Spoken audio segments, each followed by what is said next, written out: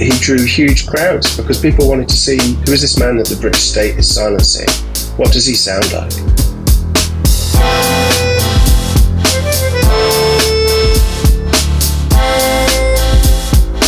Welcome back to episode 3, part 2 of Beans on Borscht. I'm Hannah. And I'm Matt. And this week we continue to talk about language, the power it holds, the privilege that comes or doesn't with it, and all the seemingly banal nuances of how we talk, what it says about us, our upbringing in our countries. And in our previous episode, we talked a lot about the Ukrainian language and specifically why language matters at times of war. How language can be weaponized, politicized, shamed, reclaimed. I specifically talked at length about how the Ukrainian language has been marginalized and made inferior. But today, I'd like to turn the spotlight to a language that is on the complete opposite end of the power spectrum, English language. Yay! Woohoo! Yay! We got here. Hurrah. So honestly, it's mind-blowing when I think about it.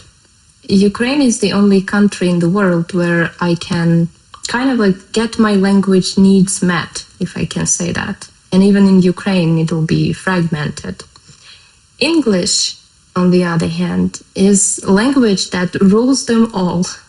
It's so universal and widely spread, practically any place on earth is expected to know even a little bit of it. Like, I can't imagine a place on earth where English is so foreign that people can't say which country it comes from or originates from.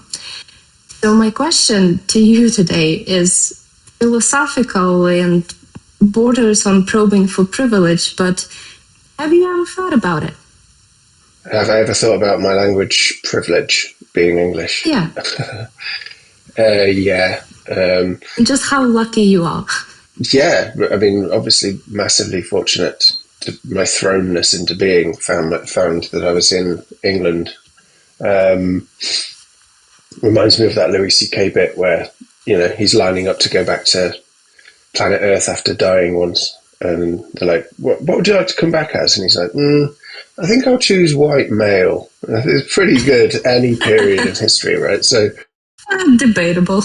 Yeah, so like, yeah, I do think about it. I mean, I remember living in Spain, walking into a cafe in Granada and trying to say un café con leche or something, and just being so befuddled by it and getting it wrong, and the barista just instantly switching to English. You speak what, 4 languages? Well, let's say 4, yeah. Okay, let's say. Let's not be too specific about them, but yeah. Okay, right. Do you find that it gives you a distance in your second, third languages to make more personal things easier to discuss? Does it give me distance? Yeah. Do you find it easier to talk about hard things in English than it is in Ukrainian? Absolutely. Wow. Yeah. I haven't thought about it. What's interesting is I do a bit of writing from time to time, some short stories, and it is hard. Only can do it in English. Literally cannot write in Ukrainian, and it's so curious. I thought about it. Why would I struggle to put my thoughts into words in my own language? So come to think of it, yeah, it is easier to talk about hard things in another language. Also, I'm sure, to be honest, that every time you speak a different language, especially if you can feel more or less comfortable speaking another language, you change personalities, you acquire a new personality with a new language. I studied Italian in university, actually majored in Italian language and literature. And I remember, I don't speak very well now, but I remember that when I was speaking Italian and when I worked as an Italian interpreter for a while, I developed a different personality because you get immersed in the culture. Did you become a plumber or rescuing princesses from castles and Mario? No, but I think you're right. I mean, I see it.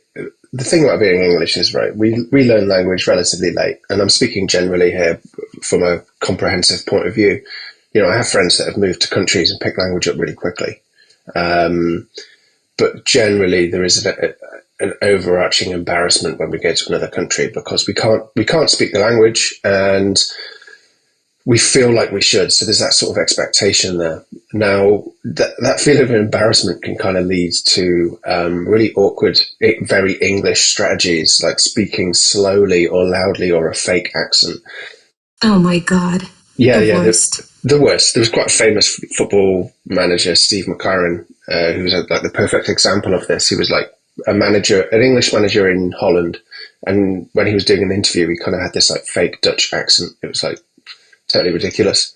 But this embarrassment, I think, largely comes from expectation versus reality. I expect to sort of be able to communicate smoothly like I can in English. So if I can't pronounce a word, I suddenly kind of feel like I'm exposed.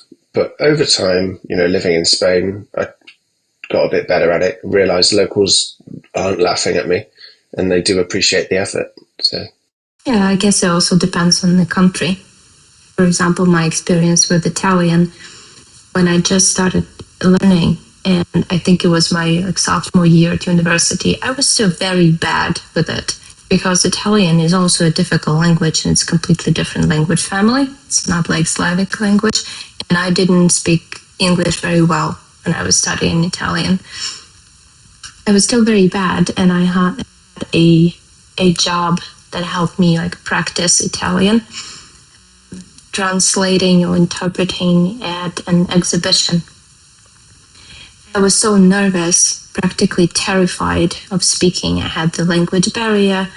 I was afraid to speak, basically. And there were a lot of Italians there, Sicilians. And I realized that me speaking even a little bit is already worth some praise from their side. So Italians are very happy. I'm not going to generalize, of course, people are different, but from my experience, most Italians I met and worked with, even when my Italian was far from perfect, I felt super comfortable talking to them. Which I can't say about France, for example. I don't speak French at all. I didn't even want to try, to be honest, when I went to Paris. And I talked in English exclusively. And again, praise English language. It gets you everywhere. But I did try to, pronounce just basic words, like s'il vous plaît, bonjour. And I'm not going to say the name of the pastry because I still can't master it. Croissant. And, hey, can I get a croissant, please? No. I mean that pain on chocolate. Pain au chocolat. Is that what it says? Pain on chocolate? So I did try, and people were not very receptive to my tries. So I realized I better stick with English. So, speaking of English being and universal, I have maybe a bit of a controversial question to you. Last summer, I went to Ireland for the first time, and I'm a bit ashamed to admit that, but I didn't know Irish language that well. Like, I haven't explored what it sounds like, and I had this idea that Irish and English were really similar. I didn't think they were the same, but I honestly believed that they were similar. And then when I went to Ireland, I was shocked because that language is totally different from English. Doesn't sound like English, doesn't look like English. And that made me wonder, is that the case for Northern Ireland? Which language do they speak there? Yeah, okay, so honestly, I feel like it is a bit of a tense question to answer because there's so much context surrounding the answer. And even if I give the definitive response, which I will get to, I think like it without the context, it would sound almost offensive, right? So to make sense of it, not least because I suspect some listeners, even from my country, find the whole situation a bit confusing, I think it's probably worth to get like giving a bit of context. I mean, what do you actually know about Northern Ireland, Hannah? Do you have like a basic understanding of it, and not at all? And it's totally fine. Like, no judgment. Thank you. Very basic understanding. I know it's part of the UK, and I know at some point a country didn't want to be part of the UK, and they probably have their own language. So I just wonder what's the language situation there now? So obviously the Republic of Ireland is sovereign and independent, right? While Northern Ireland is ruled by the UK. Irish nationalists and Republicans reject that division, which is historical. To them, British presence in the north is a legitimate occupation. So, still to this day, it's perceived like that? Well, that gets very complicated after the Good Friday Agreement, and then even worse after Brexit. But we can get to that in a minute. So after there was an Irish War of Independence, which ended in 1921, and Ireland was partitioned. Northern Ireland remained part of the UK, whereas the South became an Irish Free State. The division reflected like religious and political differences. So most Protestants in the north wanted to stay with the UK. Most Catholics favoured United Ireland, and obviously from the start, these divisions then start to shape what society looks like, with Catholics often facing discrimination in housing, employment, and politics. I mean, even in the voting, I think the voting you could only vote if you owned property, and the more properties you had meant that you could vote more, and therefore Catholics who had more difficulty getting property meant that you could have two families in one house and only have one vote, but whereas you could have somebody that owned lots of property and then they would have multiple votes. So it's an interesting voting system. Yeah, it is pretty crazy. So then by the 60s, obviously with the background of civil rights movements spreading across the globe, these sort of inequalities erupted into what's called the Troubles. Now, I have a real problem with the term trouble, because to me, it's that is an example of language that is being used by British government. Oh, the Troubles, because what trouble at home is what it suggests, which even in the language which we use to describe it, to me suggests that we're still using dominant terms. Essentially it's a war or a guerrilla war. It's not a trouble. It's not trouble at home. Certainly from the viewpoint of anyone who's a Republican. So I think even that demonstrates some sort of problem.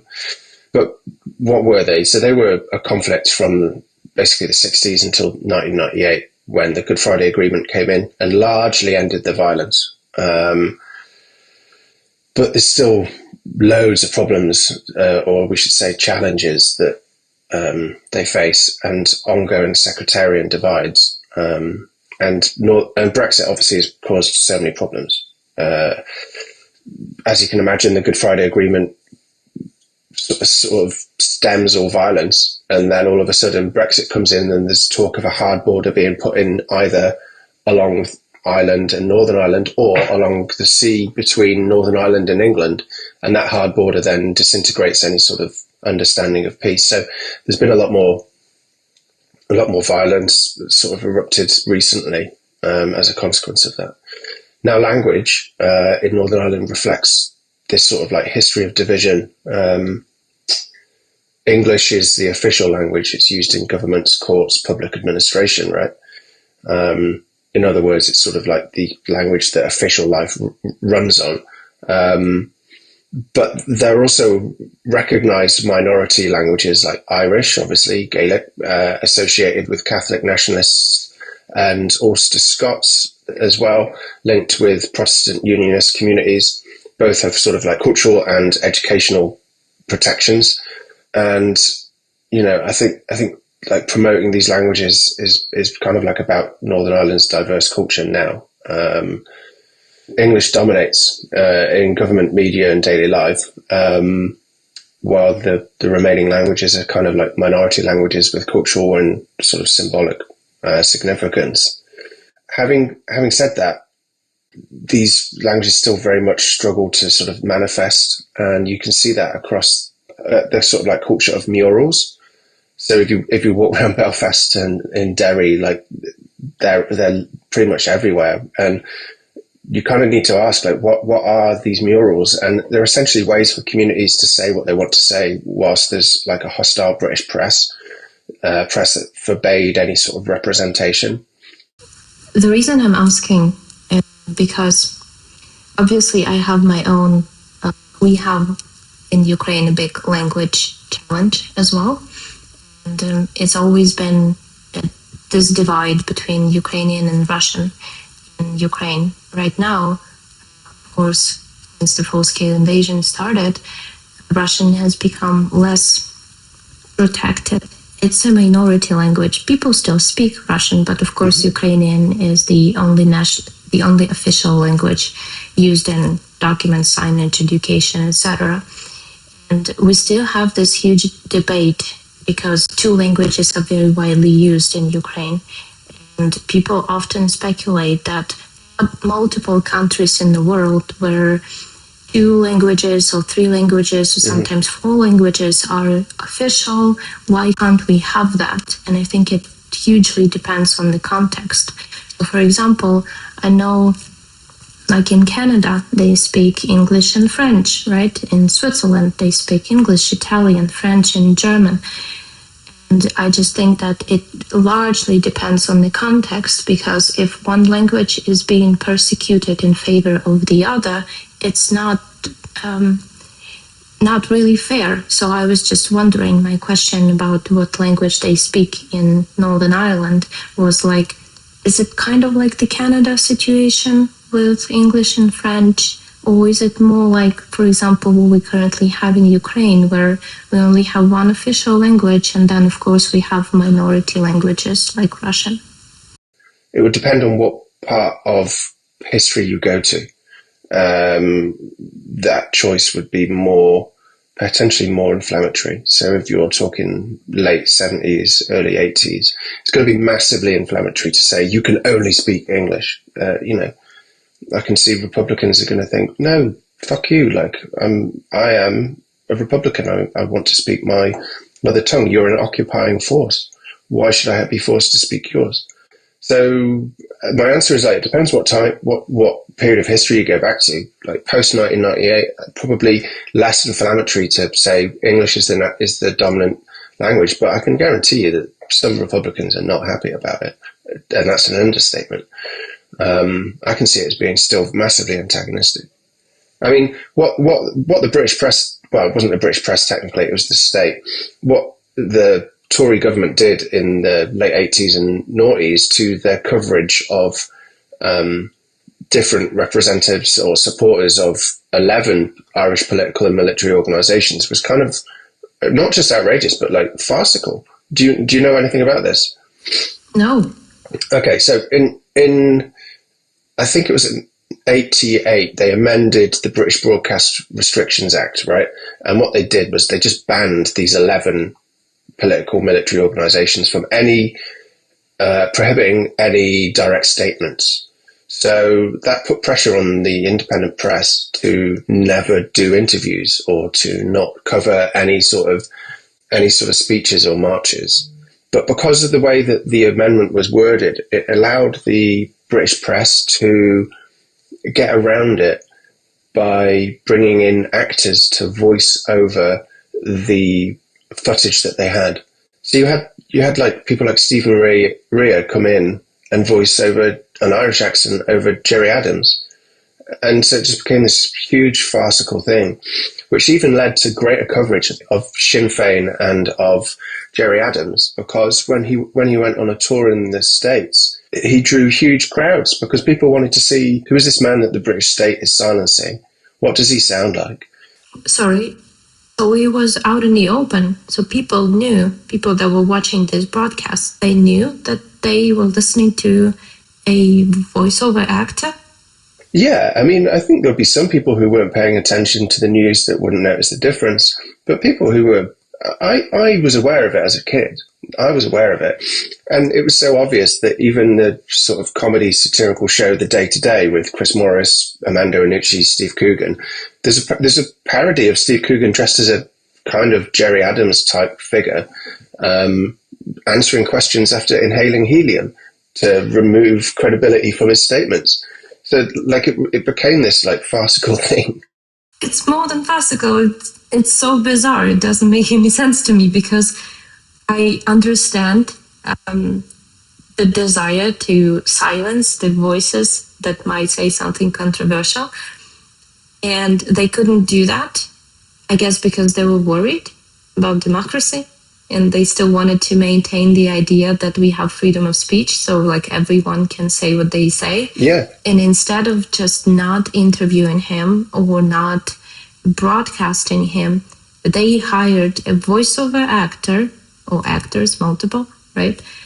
And they were saying basically the same thing. They were lip syncing, they were editing, censoring his speech on the fly. How did that work? No, they were redubbing. So they would just get actors to come in and they would redub. And if they were too perfect, they would ask them to redo it to make it a little less perfect. But I think Stephen Rea got criticism for his acting was too good. And, you know. Damn actors with their acting skills. Yes. Almost like their job. I don't know. This is bizarre. It's so mental. Yeah, it's ridiculous. Really, I mean, I kind of understand it on one hand because the press wants the interviews, right? And the state don't. But at the same time, the Tory government were feeling really disgruntled, to put it mildly, about the way that the press was covering some of the conflict, because this is just such a pathetic attempt at tyranny, to be honest. Yeah, it's very Tory, it's very British tyranny, isn't it? That it's almost like covered as that borders on mystical thinking in my head, to be honest. Like, we'll change his voice, just his voice, not what he says, just his voice. Insane story. So that kind of brings me to my next question, since we dipped a little bit in politics. I want you to talk a bit about politics in English language, and specifically, how does it function? Do you ever notice it in politics? Yeah, I think so. And I think to sort of illustrate this point about politics in the English language, to sort of explain how I see it in our country, it's best to take like a super complex event, right? And something that I witnessed in my lifetime, something that was kind of quite crazy to me. And I'm hoping through sort of like examining this complex thing, we can kind of like see how politics works, right? So if we look at, let's say, I don't know, like the 2011 England riots as an example of an event that was kind of quite a huge spectacle for me.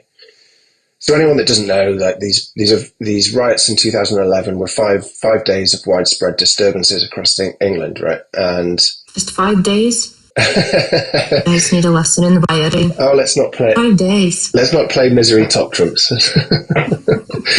I'm not going to win that one. Yeah, it was triggered by the shooting of someone called Mark Duggan, and it was in Tottenham, and they involved like looting, violence, arson, and they spread across the country. At the time I was living in Oxford, and they got to Oxford, which for anyone that doesn't know, again, it's a really affluent part of the country, largely, apart from the east. And the sort of violence that spread to Oxford, pathetically, a McDonald's got smashed up and a car got set on fire, and that was it. So there wasn't really much. Yeah, they could have tried a bit harder, right? Almost ashamed. Yeah, shameful rioting in Oxfordshire. Political language for this was kind of like, again, I remember this. I do. I remember David Cameron coming out on the following Saturday or something, and he gave this sort of like remarkable speech, which was so Tory, so blue in its content. He was in Witney in Oxfordshire, and he's addressing the nation throughout this speech. And you can still get the speech up on gov.uk and read it through. But it's quite amazing.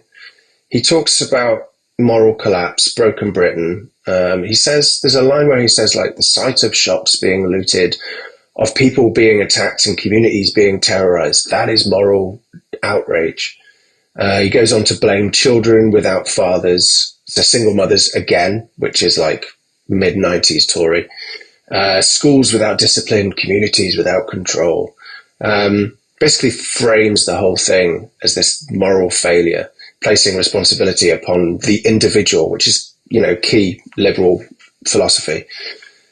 And there's sort of like a closing of the speech, the last paragraph. He states, government doesn't run businesses that create jobs and turn lives around.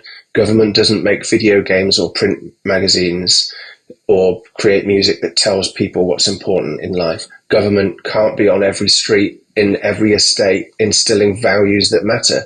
Again, that's like key neoliberal sort of philosophy. So what's the government's function then? Yeah, what's the government meant to do? So this sort of language that he uses, it gives like a moral framing over actual descriptive accuracy of what happened. He doesn't just describe it; he interprets it and sort of like hangs it as this moral decay in society, which, the focus is on like values and discipline and responsibility, and this sort of blames society rather than the core ideology that was sat within. He frames it as a symptom of broken society, and directs attention away from political or structural causes like poverty, policing failures, advertising, which may sound stupid, but the actions of these people, they were breaking into shops and looting, and there was looting for TVs, trainers, phones, major brands, and he's blaming single parents. Like the language. Did he actually blame single parents? Did he said that, or yeah, it's a direct quote. Children without fathers is what he said in the speech. And this again, like I said, this isn't like a new tactic. John Major's government blamed social decay on single mothers. Like it was a mid-90s tactic. So they've done it before. The language he's using isn't neutral. It's not purely descriptive. It's moralizing. It's political language designed to shape how we sort of look at these events and interpret them. And therefore, the right sort of became this allegory for social decline rather than an event of disorder with real tangible causes. And what is kind of ridiculous in this is they even set up an independent riots community and victims panel, right? And between 2011 and 2012, they published their findings, and the findings were really fascinating because they were no single cause, trigger was linked to policing, deprivation really mattered, there was a huge distrust of police, there was a variety of other motives ranging from organized crime, but one of the most striking things was stake in society. These people don't have a stake in society, and on top of that, these people are being bombarded by advertising and branding. I've got the stats here, and it was 77% of respondents felt there was too much branding. 85% said advertising put pressure on young people to earn the latest products. So what do you think is going to happen? If you've got no stake in society, you don't trust the state, you see someone get shot, you're being hammered with a message that you need all these things. To me, it makes perfect sense, but the way that the state looked at it was moral failing, individual needs to step up and do something about it. And it's nothing to do with us. The government isn't required. So what did they do? They sort of hammered up and ramped up policing, gave more powers to the police. I think there were some programs that they opened, but largely that was about policing rather than actual helping. There was youth employment programs and strengthened school discipline to try and tackle gang violence. But I just don't see how any government ever, especially in this day and age, can admit that the insane amount of advertising can cause something like that, or can be a cause for moral decay of society. Because capitalism, why would they admit that promoting all this stuff that honestly no one needs that much, and we are being bombarded by all this advertising. Our status, especially for younger people, your reputation, your social standing depends on not just how wealthy you are or how much money you have, but what do you own. So of course that makes sense, but it's not, I cannot imagine a world where a politician would stand and say, we need to do something about this because this might cause problems. Of course, they'd rather blame it on single mothers, which I cannot even fathom how that can be framed.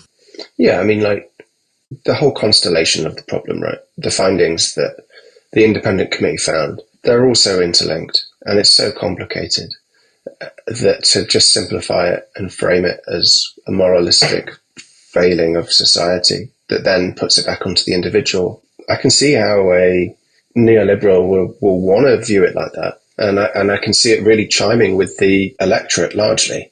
You know, big houses in the country see these riots in the inner city and they get told this is a failing of the individual. They need to take responsibility for their actions.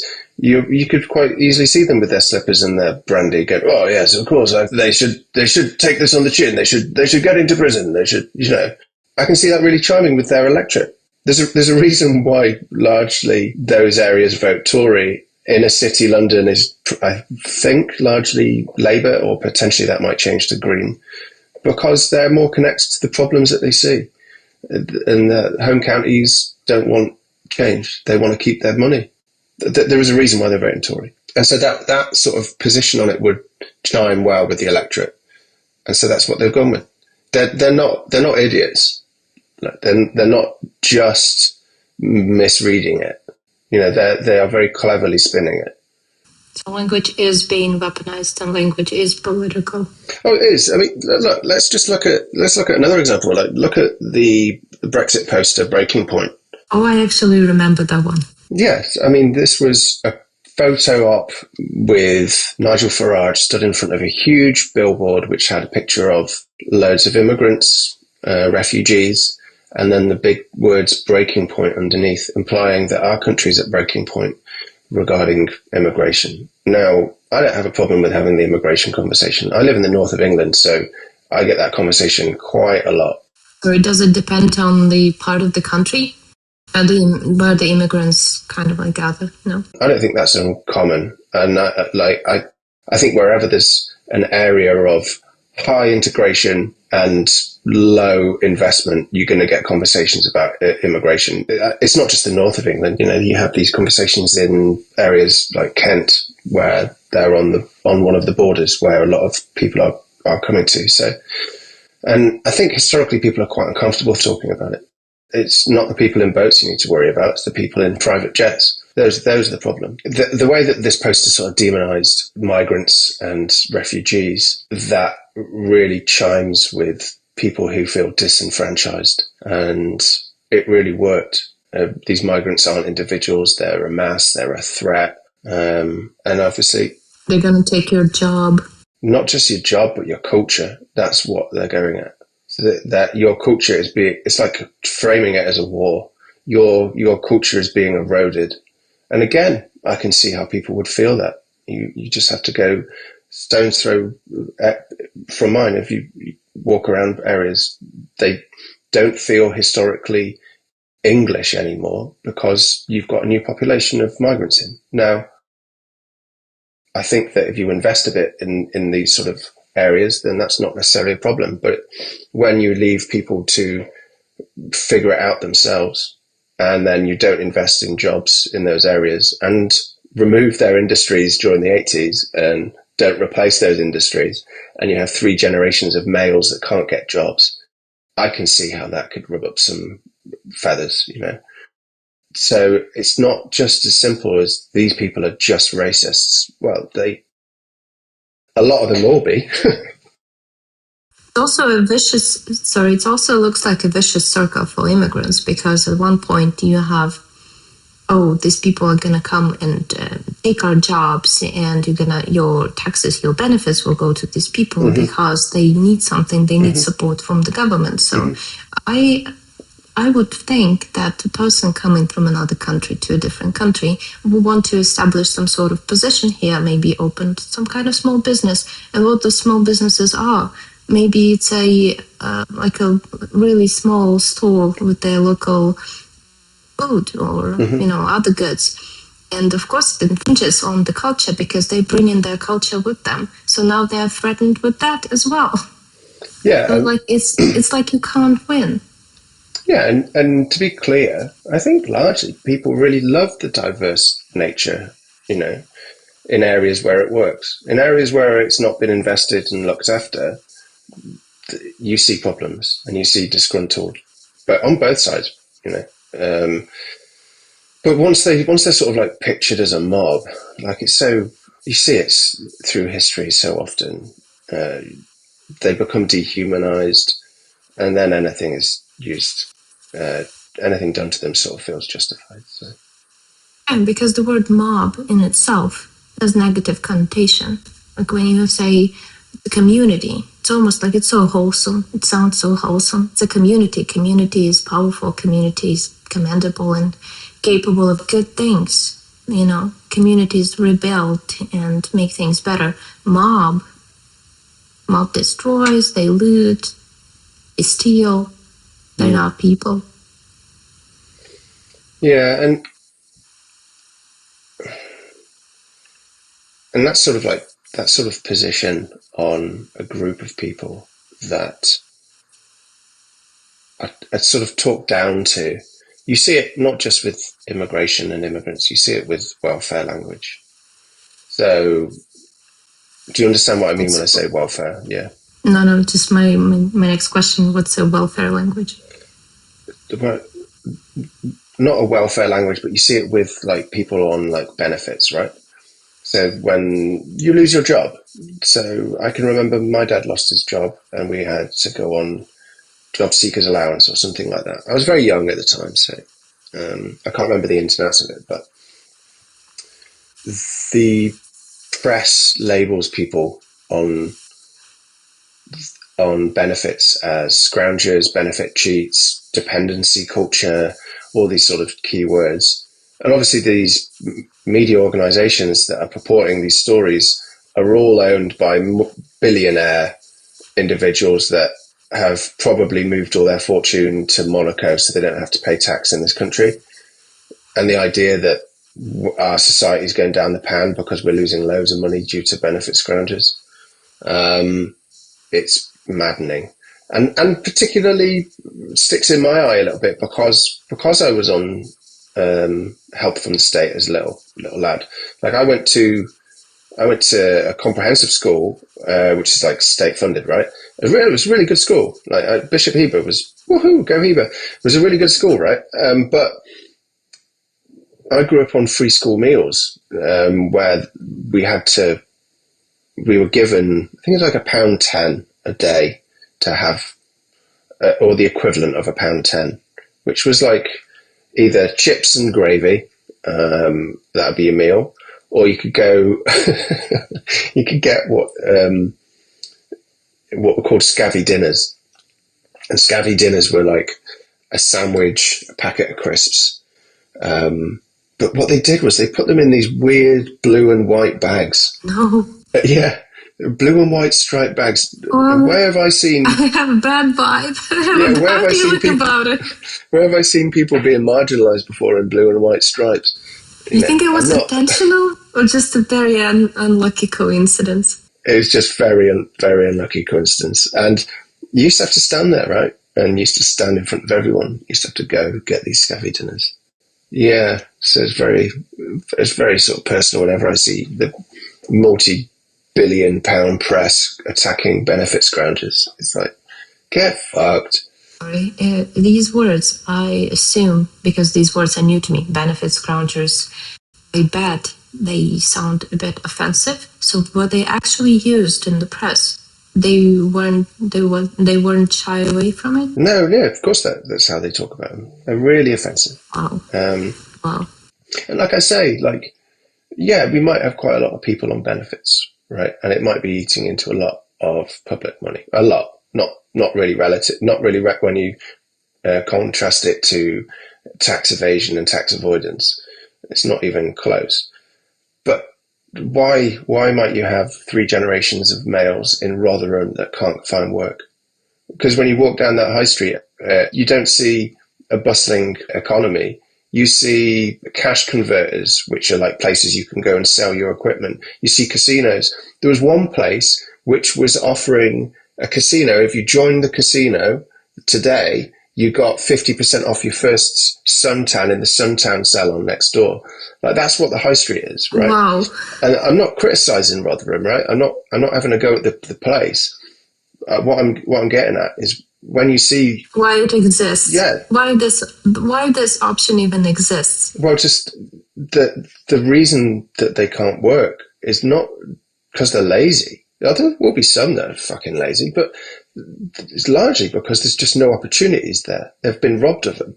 And all that's in the high street is fucking boozers, drugs, rehabilitation, charity shops, second-hand stores. The rest are boarded up. And so there isn't anything there for them. And so what do you think is going to happen to these places? You know? And that's what pushing the idea of the individual, that's what happens when you push the idea of the individual over the idea of community or society. You know, the idea of society not existing, that's what happens. It's maddening to me to realize that the press would actually frame people on benefits as like benefit cheats and try to make them as a problem, because to me, if you're in a country where there are a lot of people who have to be on benefits because they can't find jobs, it's not, like you said, of course, some people are lazy and some people like bring that upon themselves, but if that becomes a problem, if it becomes something that people talk about in press, to me signals that the government does something really wrong. Like, you're enabling these people to be on benefits. You failed somewhere. You failed. Industries failed. You can't provide these people with jobs. It's your fault. Yeah, they didn't just fail them, they sold them. So sold them for profit and then don't reinvest that profit. So it's so hypocritical to frame these people as a problem. What you're doing there is you're giving them the benefit of the doubt that they are acting in good faith, which they aren't. They know full well what they're doing when they attack benefit cheats or attack immigrants. They know full well what they're doing. I mean, we just had it yesterday. I think it was yesterday. Ratcliffe, who's got a majority stake in Manchester United, came out and he said something about England being invaded by immigration. And, you know, you just think, what are you talking about? Like, this is a man that's taken money from the state to help his organisation, and a man that lives in Monaco, and also employs loads of immigrants in his football team. It's like, these people know what they're doing there. They're not doing it by accident. You remember that cartoon, which has got essentially what looks like a picture of Rupert Murdoch, and it has a picture of like Rupert Murdoch stood next to a working class builder and a person of colour, and he's got 2 cookies, and the worker's got 2 cookies, and the businessman's got all the cookies, and he's like saying, "Hey, look, that immigrant wants to take your cookie." And that's all it is. It's just division by distraction. So yeah, we do, to bring it back to language, like language is so weaponized in this country. Wow, this is very enlightening. You know, and another thing that interests me is whether there is a division in terms of like regional accents and dialects, because in Ukraine we have regional accents and dialects, and I understand this is also the case for the UK. So how are regional accents perceived differently, not just across media and politics, but do you notice that? Do people notice that? Do people treat you differently if you talk differently, different accent, different dialect? Yeah. Oh, sure. Yeah, of course they do. I mean, even my accent, which is relatively neutral, if I'm down south, they know I'm northern. If I'm up north, they think I'm southern. So I get a weird I don't belong anywhere, Hannah. That's my problem. I have a similar problem. Being originally from the south and living in the north, never at home. Yeah, never at home. But accents in the UK are really interesting because they carry so much social weight, right? If you listen to, I don't know, like Scouse, Brummie, Scottish, Welsh, West Country. Can you give us an example? Yeah. Well, I'm going to offend people with my accents because they're famously really bad. Okay, let's make this podcast even more edgy than it already is. Basically, working class and regional accents often get mocked in politics, or they used to. Not so much anymore, but certainly was the case. They were sort of framed as unserious, even associated with like ignorance, right? But weirdly, I have noticed like in culture, like kind of the opposite happened. Like certainly in the mid-noughties, I remember like loads of indie bands being praised for sounding authentic or gritty. You know, northernness kind of became this aesthetic that was like stripped of any sort of like political or class struggle that was behind it. And reality TV, I guess, does something similar. It's almost like they get fetishized or used in entertainment. Yeah. Yeah. That's sort of like culture. But meanwhile, in sort of like news and broadcasting, historically, it's been very different, right? Received pronunciation, like, or RP. Have you ever heard that before? Do you know what that is? Yeah, sure. Right. So this is like British English, or BBC English, and in the early 20th century, that was like linked to private schools and Oxbridge. So it's seen as like educated and authoritative, and weirdly, it was seen as like socially normal or neutral, which is like such total bullshit because it's so class marked.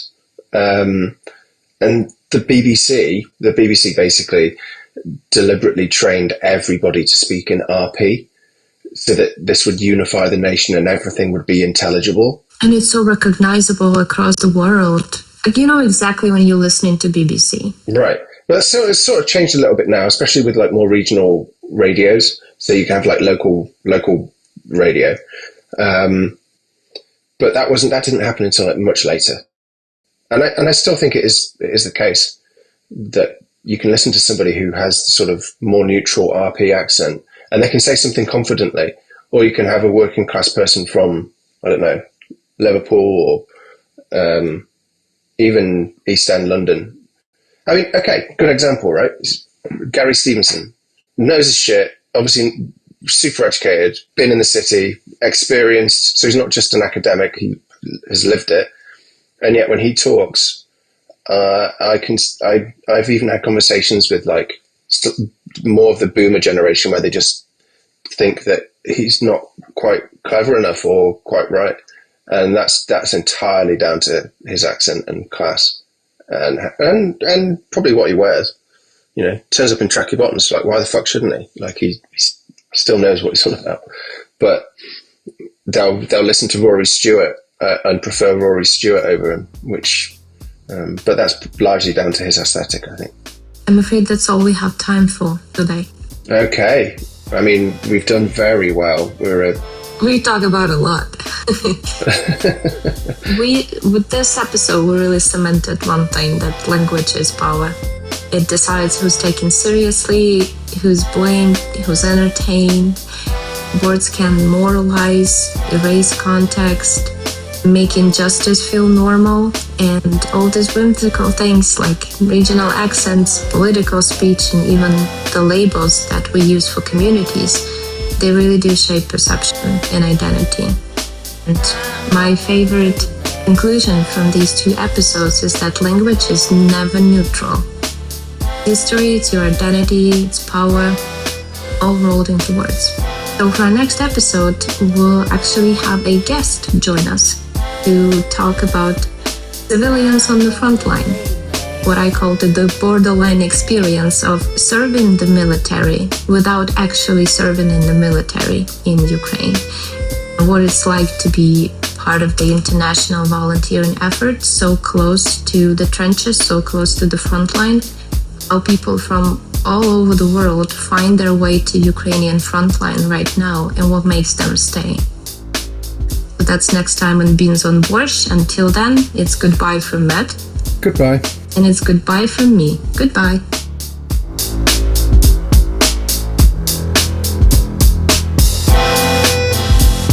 You've been listening to Beans on Borscht. May the noble art of podcasting prevail.